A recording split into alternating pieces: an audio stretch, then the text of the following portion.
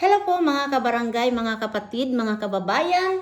Ay nandito na naman po si Malo del Santos para po bigyan natin po ng reaksyon itong pong nangyari kay Ate Nida, no.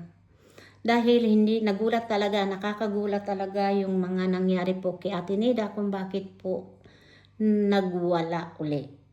Kalain mo po, hindi talagang gulat na gulat po talaga ako sa pangyayari. Hindi ko po maintindihan na yung mga sinasabi ni Ate Nida. Pero yung iba po, naiintindihan ko, parang nagkaroon siya ng pag-aalala na yun nga na ang bahay talagang magulo. Hindi niya po alam kung papaano yung bahay, lalong-lalo na yung nakita niya ang tatay niya na parang nagtatrabaho, yung kapatid niya na ganun nga na walang kita. Parang akala ni Ate Nida na nagtatrabaho doon sa bahay niya na wala siyang kita.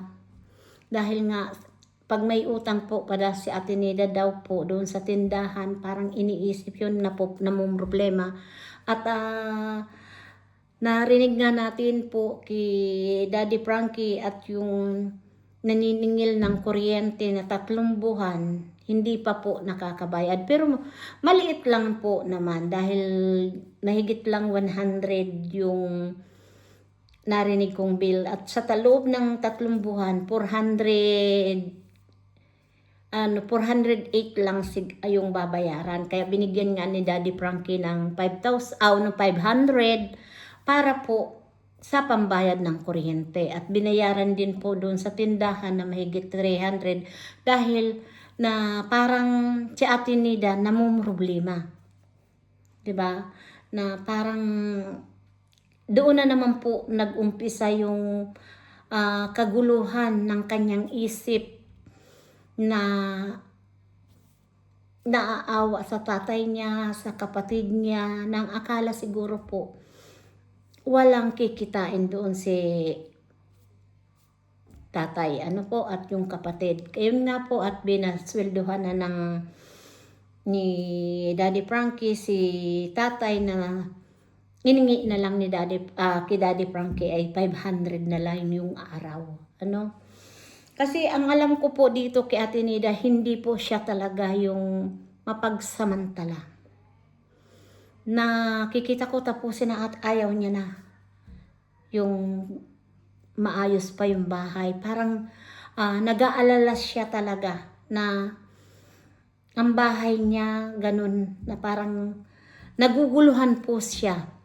Pero alam niyo po mga kapatid, yung nangyari kay Ate Nida, naiintindihan ko po na hindi pa ganun siya talaga na nakaka-recover.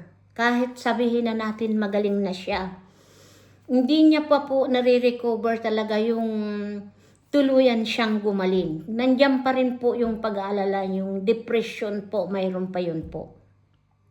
Lalo na po kung hindi nakakakain ng maayos. At sa ngayon nga na pinagagawaan at hindi nga daw po nakakatulog, parang gustong matulog ay hindi niya magawa. Kaya siguro po doon po nagsisimula yung kanyang pagiging aggressive, no? Na nakita ko, grabe po yung awa ko po sa mag-asawa.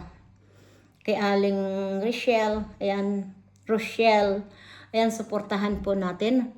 Aling Rochelle Vlog, support po natin. At kay Daddy Frankie, naawa po ako kay Daddy Frankie. At doon ko po nakitang kinakagat si Daddy Frankie po. Normal po yun sa gusto niya pong mailabas talaga yung kanyang galit at yung pagiging aggressive niya po. Normal po yung kay Ate Nida, no? Dahil nakita po natin talagang kung paano po na-rescue si Ate Nida, talagang napaka-aggressive niya po. At yung binigay nga pong pasalubong na damit at ayan, maraming salamat po sa nagbigay. At ayaw niya daw yung damit na yun. Grabe po talaga si Ate Nida. Naintindihan ko po. Dahil sa naranasan ko po nung ako po ay nagtatrabaho sa ganyan po na may mga depression po. Hindi lang po kay Daddy Frankie ay kagat. Sa akin po, tinitisod, binuhusan ng tubig, kung kumakain, ano sa'yo, naranasan ko lahat yan. Ang higit sa lahat mga kapatid, patabi po sa mga kumakain kung kayo po ay yung pampers na may pupo, na itapon po yan sa akin. Kaya doon po ako nag-isip na magpalit ng trabaho. At hindi naman sa napakadali ko rin po naghanap ng trabaho dahil bago po ako magre-resign na trabaho na yun, ay mayroon nag-recommend sa akin na kaibigan dito nga sa employer ko ngayon. Kaya po 2005 iniwan ko yun at hanggang ngayon nandito pa rin ako sa aking employer.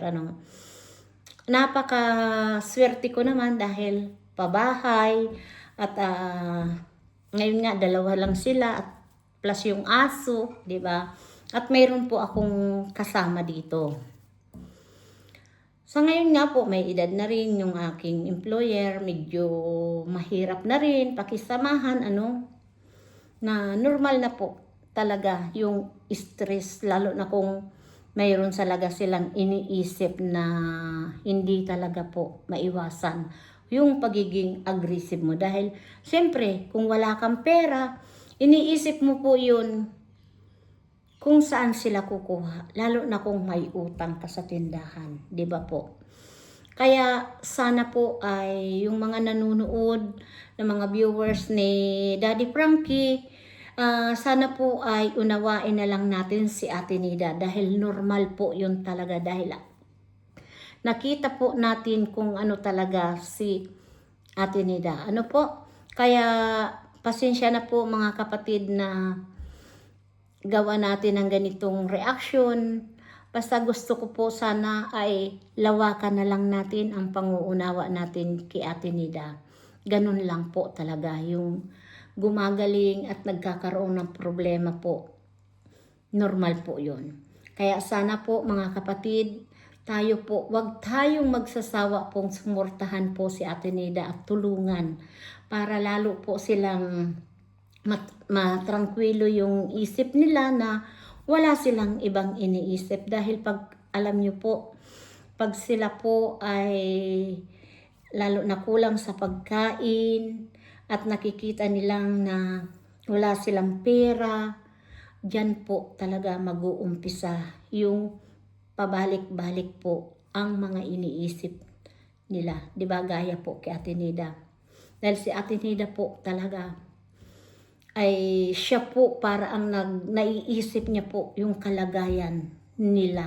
Lalong-lalo na yung kanyang ama. Na alam naman natin na hindi maiwasan ni tatay na hindi mag-inom. Kaya doon si Ate Nida po lalong nadidepress. Dahil paano na ang kanilang kinabukasan, lalong-lalo na ganun po ang sitwasyon ng kanilang kapaligiran. Diba po? Kaya sabi niya, itigil na. At higit pa sa lahat po mga kapatid, narinig natin yan, yung pag-aalala niya na Mayo na, tag-ulan na, baka po hindi daw matapos yung bahay nila na magtatag-ulan na. Papaano na daw po sila. Iyan pa po ang isa sa mga pinangangambahan ni Ate Nida. Dahil hindi po yan kaagad na makakapag-isip si Ate Nida na matatapos din. Lalo na po wala si foreman. Kaya doon po siya ay parang so tatay ko lang at saka yung yun lang ang nagagawa. 'Di ba po? Kaya please mga kapatid, sana po ay unawain natin at patuloy natin pong suportahan po si Ate Nida at si Daddy Frankie, Mami Richelle at ang team po ni Daddy Frankie. Marami pong salamat po sa patuloy na nagmamahal kay Malo de los Santos. At please support po Malo de los Santos at huwag po niyong kalimutan mag-thumbs up. Diba po mga kapatid? Thank you so much sa inyong lahat. We love you. See you next my vlog. Bye-bye.